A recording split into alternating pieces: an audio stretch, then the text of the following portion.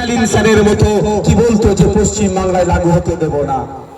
আর হাত কামড়াচ্ছে তো অনেকে, কি ভুল করেছি। তারা সবাই কি বলছে, আগামী দিন আসছে, 26-এ আসছে, বুঝিয়ে দেবো। তারা সবাই কি বলছে, নওশাদ ভাইজানের সাথে সাথ দেওয়ার জন্য আইন সবাই আমরা একাধিক নওশাদ সিদ্দিকীকে আমাদের বিধানসভা থেকে জিতিয়ে পাঠাবো। এটা কোথা থেকে হচ্ছে? আপনাদের জন্য হচ্ছে, আপনাদের জন্য এটা সম্ভব হচ্ছে। না হলে হয়তো আরো 5 বছর পিছিয়ে যেতাম আমরা। আপনাদেরকে ধন্যবাদ দিয়ে ছোট করবো না, আমি আপনাদেরকে নিয়ে বেশি চর্চা করব না। আপনার রাজ্যের বাইরে যেখানে, রাজ্যের যে কোনো প্রান্তে চলে যাবেন, আপনাদের গুণগান হচ্ছে। আপনারা সেই রক্তপাত নয়, এই রক্তপাত নয়, রক্তদানী হয়ে ভাঙরের পরিচয় যে সারা দিয়েছেন। আজকে আমরা আমাদের শহীদ রেজাউল, শহীদ হাসানুজ্জামান, শহীদ মহিউদ্দিন শহরে প্রাণগঞ্জ অঞ্চলে রক্তদান শিবির করেছে।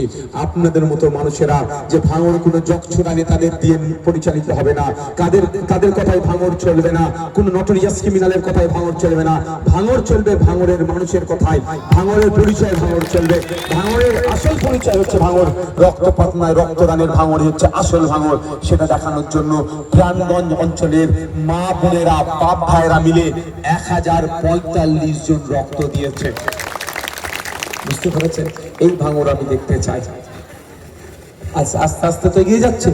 অনেক অন্ধকার জগতের প্রাণী আলোকে পছন্দ হয় না। সোনপুর বাজারে আমরা ছাত্র জনতার সমাবেশ করেছিলাম।